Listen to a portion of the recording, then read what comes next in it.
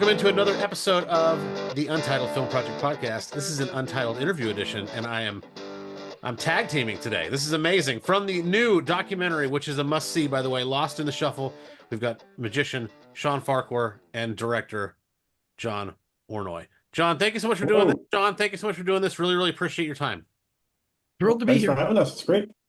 I'm going to start with Jon because the movie making process is always fascinating to me. Okay, so we'll just start simple. Why get behind this project? What was your attachment to this? Why were you a part of basically flying around the world and going to all these exotic places in order to film this episode, in order to film this documentary?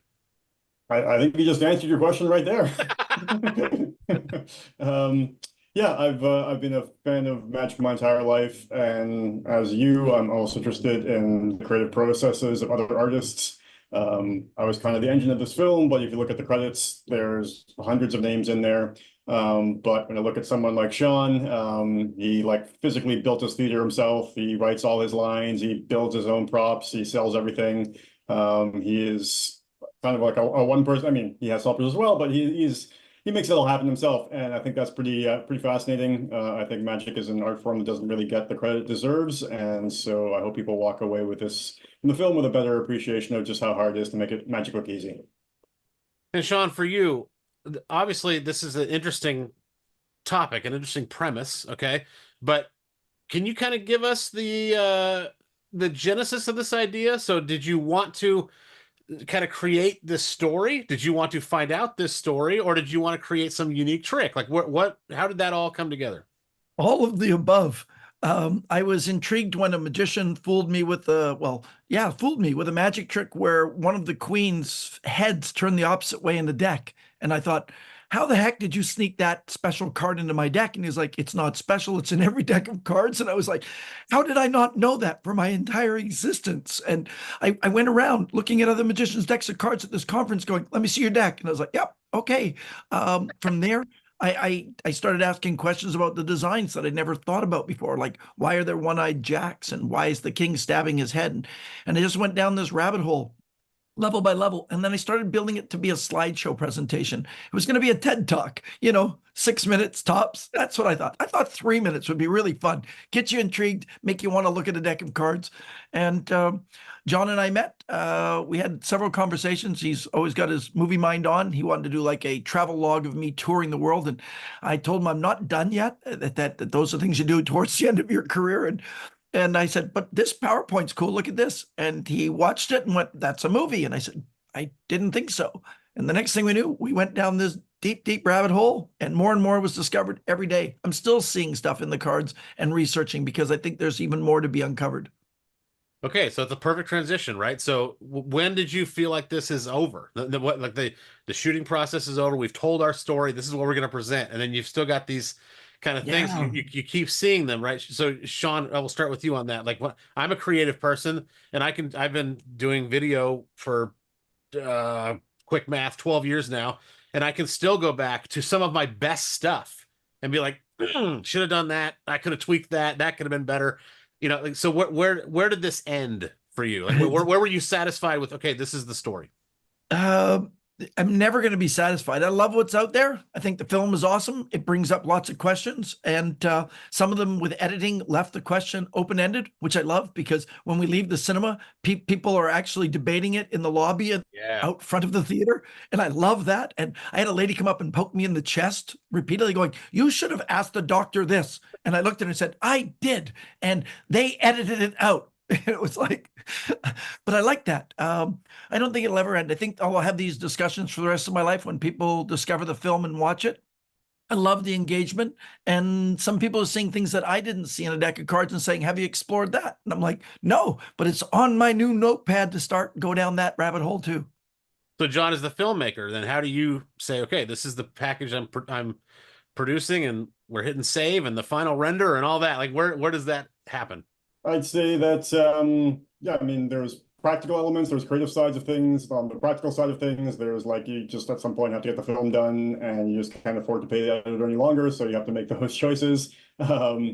But I think it's also, yeah, when you feel that you've gotten the story told. We did test screenings, a few test screenings to help us get to that point. And once we felt that we'd kind of whittled away all the information that people were finding confusing and brought the running time down from like, 2.5 hours to a more manageable hour 40, then yeah, it was time to get it out into the world. You can definitely get stuck to tweaking and tinkering with things forever. But at some point, yeah, I think you just have to make the choice that this is what it's going to be, and you put it out there and hope people engage with it. So what you're saying is you thought 4 years was long enough. What? We're definitely getting there. We're getting there. I was actually just going to ask, like, so when between shooting this and kind of going through the first stages, maybe storyboarding, however you kind of did it, right?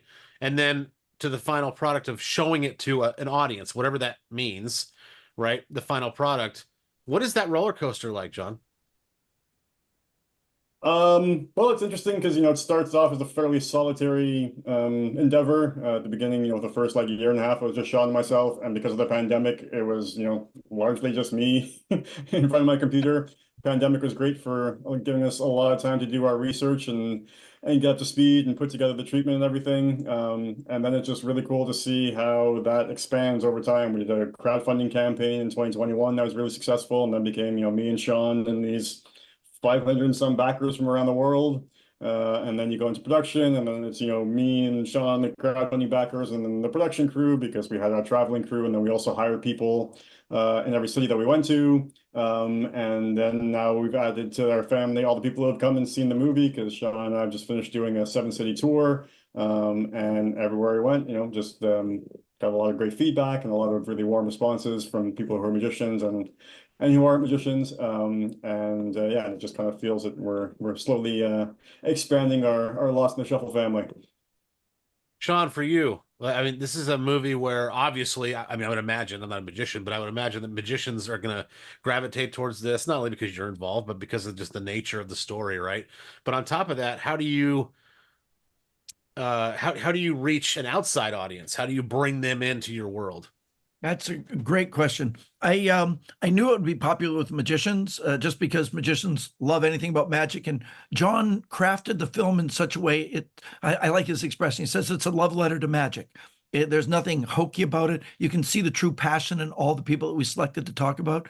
So to get it out to the real people out there, like the muggles of the world, I think there's lots of hooks. First and foremost, right now in North America, murder mysteries are the #1 shows everywhere. And we got a murder mystery.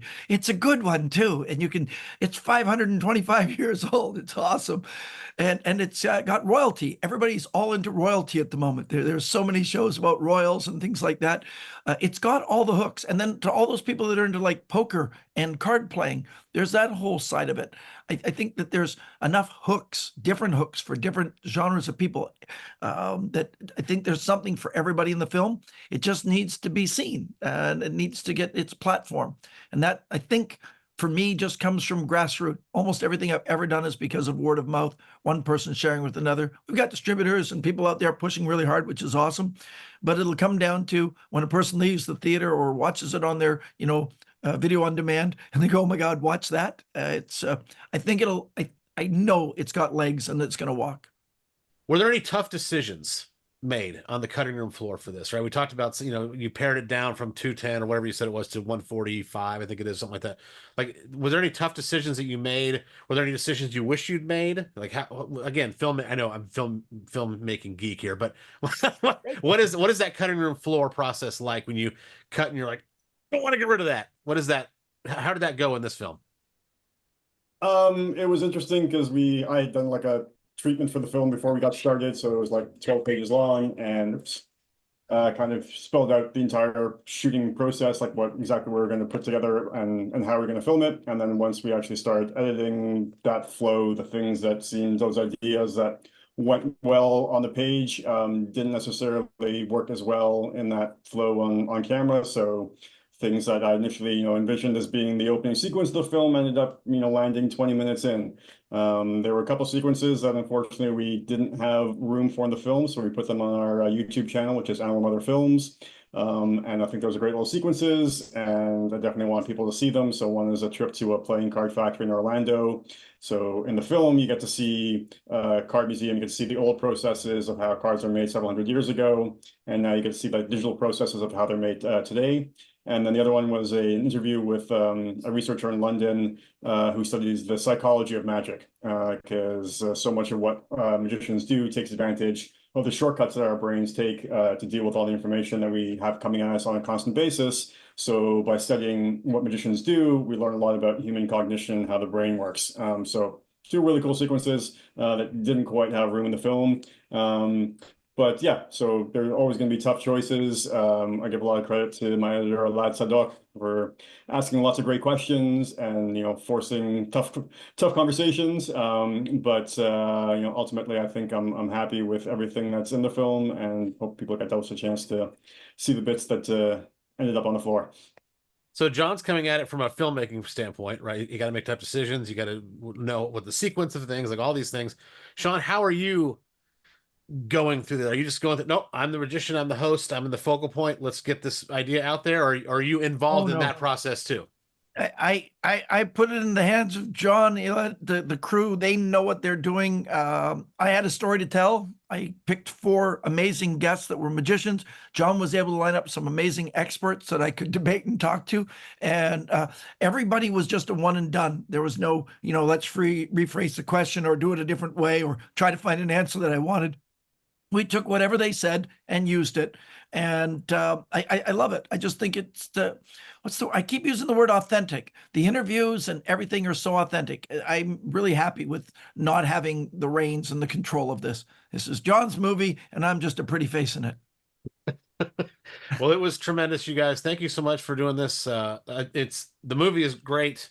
Watched it last night. It's worth everybody's time. I love a murder mystery, right? I love all that stuff. If you like unsolved mysteries, if you like history's greatest mysteries, if you like any of those shows or documentaries at all, this fits perfectly in that line, and I just could not be happier for you guys. It's and really surprises, really... right? Like yes. Yeah. Surprises are the best. Sure. Again, guys, thank you so much for joining us. We really appreciate it here on the Untitled Film Project Podcast. Thank you. Thank you for listening to the Untitled Film Project Podcast. To support the show, please rate, review, follow, and subscribe. Original music by Jeremy Schwartz. Special thanks to the Music City Film Critics Association. Editing and post-production by Jeremy K. Gover. Voiceover by Chad Bennett.